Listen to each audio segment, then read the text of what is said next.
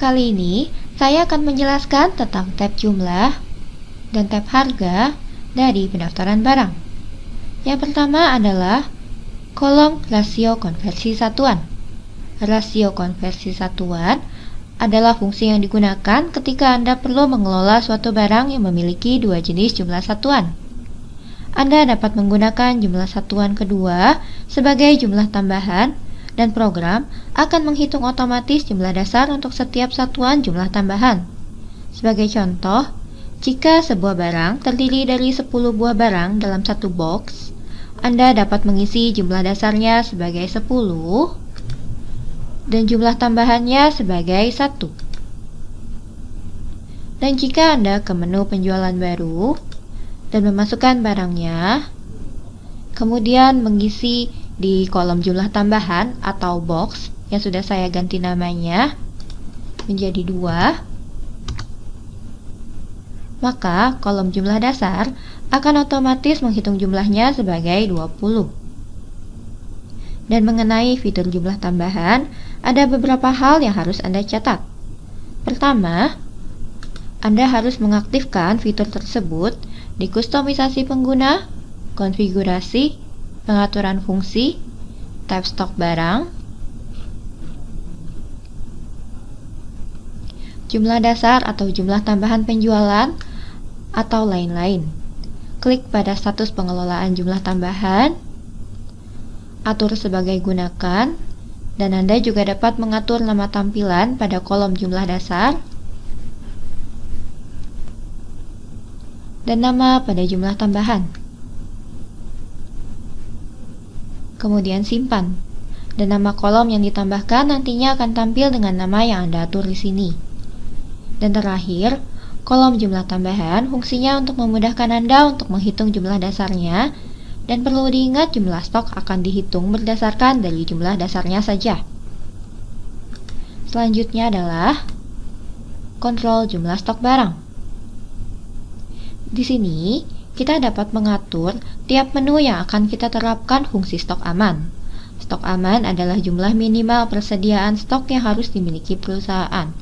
Dengan mengatur stok aman untuk setiap barang, ketika nantinya kita membuat slip di modul stok, Anda bisa mengatur untuk memunculkan notifikasi peringatan jika jumlahnya kurang dari jumlah stok aman.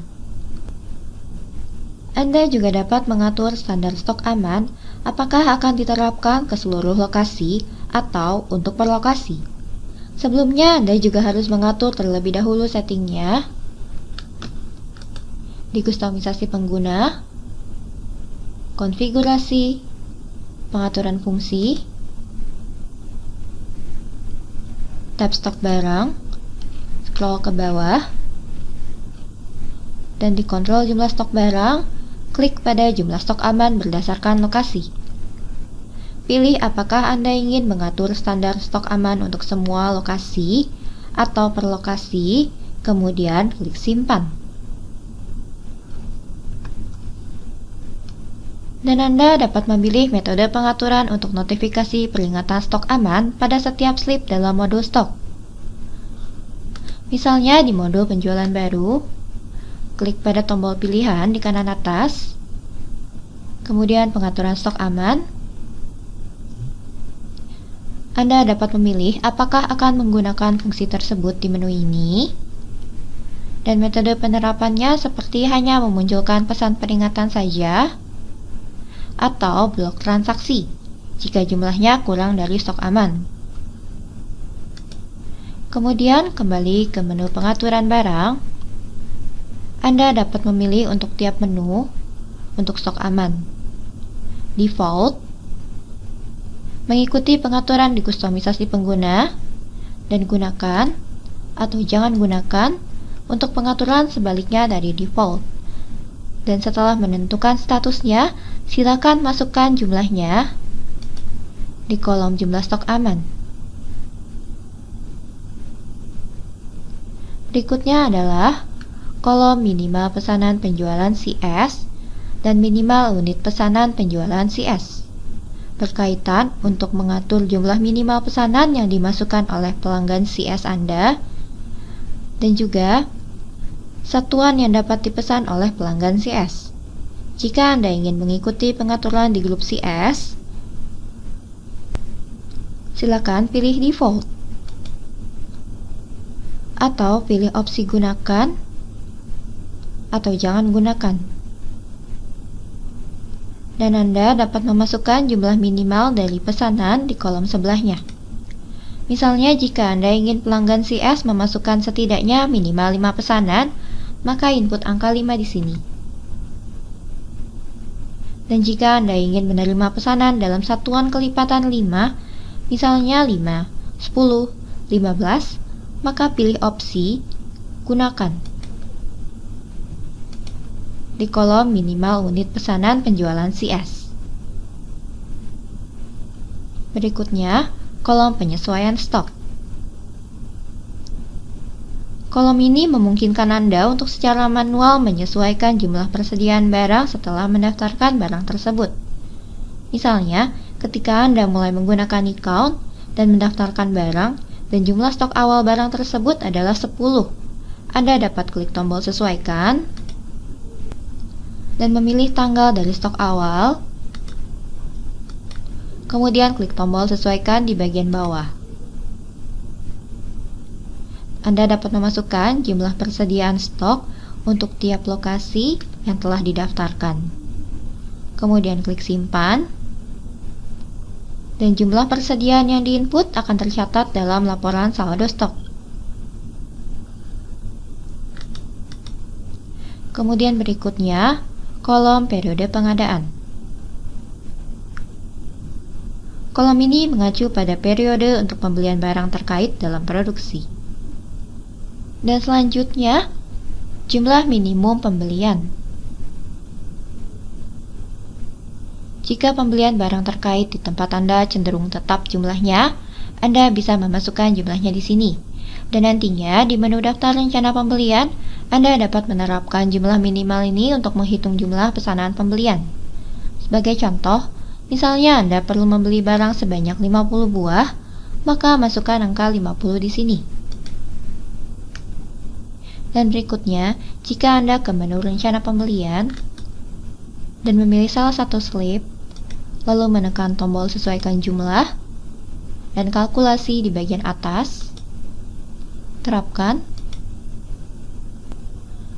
Anda dapat menerapkan jumlah minimal pembelian untuk menghitung jumlah optimal pembelian.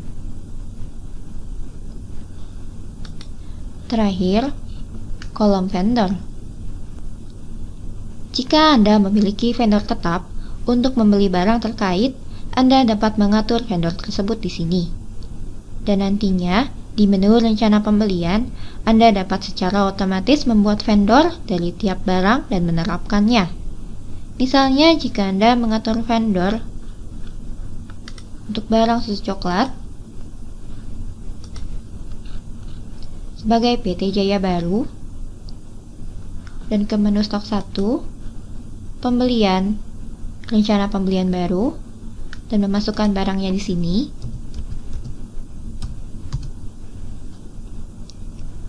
Anda bisa lihat bahwa sistem secara otomatis menarik data vendor dari barang yang kita input pada layar rencana pembelian.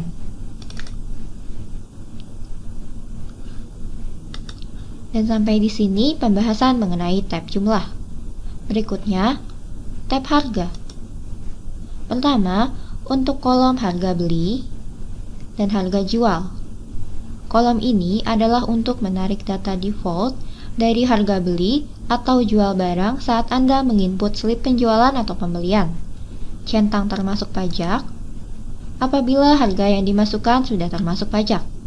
Nantinya ketika Anda membuat slip dari barang ini, program akan secara otomatis membaginya menjadi harga sebelum pajak dan pajak, lalu menampilkannya. Namun Anda tidak wajib untuk mencentang bagian ini karena Anda dapat menggunakan tombol pintas untuk menghitung pajak dari harga.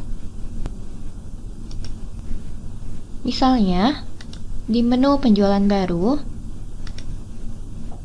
saat Anda memasukkan barang, harganya akan langsung ditarik oleh sistem. Dan jika harganya termasuk pajak, Anda dapat klik pada kolom harga dan tekan tombol F4 di keyboard Anda.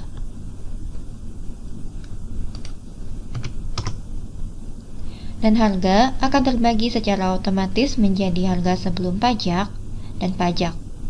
Dan sama halnya ketika Anda memilih baris tersebut dan menekan tombol F4 di atas kolom. Selanjutnya, harga A sampai J. Harga A sampai J ini digunakan bila ada beberapa jenis harga satuan untuk setiap barang selain harga beli atau jual. Jadi misalnya jika perusahaan Anda memiliki harga untuk harga grosir, eceran, online, dan lain-lain, Anda bisa menerapkannya pada harga A, harga B, atau harga C, dan seterusnya. Dan menyesuaikan nama pada setiap kolom. Untuk mengubah nama pada kolom, klik pilihan di kanan atas, pengaturan kolom pemasukan, klik pada tab harga, dan masukkan namanya. Kemudian klik simpan. Dan jika Anda klik pada tab harga lagi, Anda bisa melihat nama yang sudah berubah dan melanjutkan untuk mengisi harganya untuk nantinya digunakan saat membuat slip modul stok. Dan Anda juga bisa menarik harganya untuk mengubah harga default di layar input modul stok. Contohnya, di penjualan baru. Jika Anda memasukkan sebuah barang,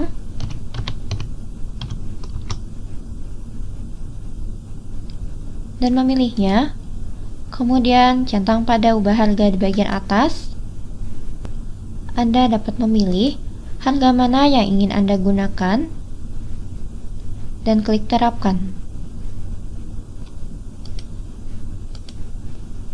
Dan sebagai tambahan, jika Anda klik pada kolom harga dan menekan F6 di keyboard Anda bisa menampilkan semua jenis harga dari barang tersebut.